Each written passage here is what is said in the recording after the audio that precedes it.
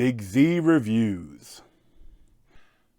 So Mortal Kombat was just released on HBO Max and in theaters, and it is a lot of fun. I thoroughly enjoyed it. These are your champions. I'm Sonya. That's Kano. I'm Liu Kang. Name's Jax. Kung Lao. Lord Raiden. The fate of Earth is in our hands. So this was directed by Simon McQuoid. I might be screwing that up. But, and once again, I did not see this in theaters, but I saw it on HBO Max, and I really enjoyed it.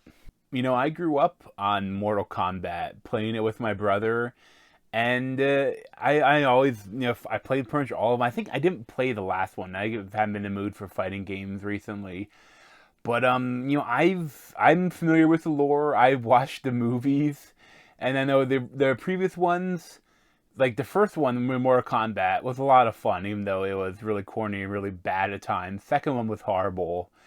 And this one is actually really good. You know, they mess with the lore a bit of the Mortal Kombat verse, but I don't mind. I still feel like they, you know, the creators, I think as you could tell, they had a love for the source material.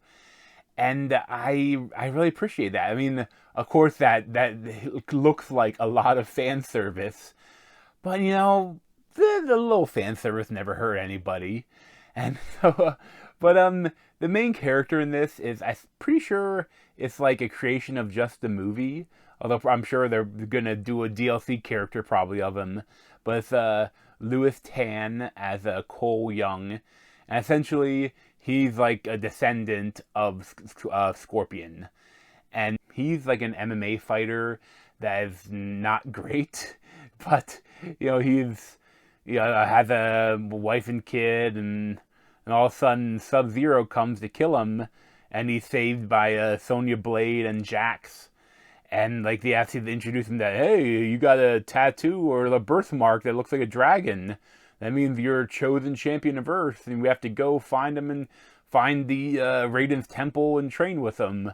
And you know, I think what's funny though, I think the worst thing about this movie is that the intro to the film is like with Sub-Zero and Scorpion, you know, as not as a human before he became Scorpion, and like, you know, Sub-Zero killing his whole family, and it is the best scene of the movie. Like, I think it almost kind of blows its load a little too quickly, because nothing else in the film quite matches that beginning scene. But it's brutal, it's violent, it's emotional, it's well crafted, but like, I still liked a lot. But I think probably like the best part of this film is Kano, played by Josh Lawson. Like, he gives a little bit of comedy to the film, and he is awesome. I loved him in this. And I mean, everyone else is good. I didn't love Jessica McNamee as Sonya Blade, but she's okay. And I mean, I liked a lot of the characters they had. I mean, they brought in a lot of Mortal Kombat characters. Especially, I think Ludi Lin as Liu Kang was I really liked him. And I like this all the cast is very multicultural. Like, I mean, like they actually have an Asian person playing Raiden, you know, instead of an old white guy. And there's a lot of good stuff here. I do think though that other than Shang Tsung, who's played by Chin Han, and again, he's cool, but I think that other than he gets a chance to show his badassness, but a lot of the villains other than Sub-Zero, which is the main villain of the movie, and the stuff he does with him is really cool. And he's played by Joe Taslim. Like he is the most badass character in the movie. But I think a lot of the other villains that are introduced, they're more like they're always there to be eventually beaten by the heroes. And you know, that's okay, but I just wish there was a little bit more cannon fodder. Like, I wish we had a chance to see, you know, everyone kind of, you know, Goro and Melina and like all of them. I wish you had a chance to kill some people and show how badass they are. Like, to show that you know, there's going to be tough fights for them.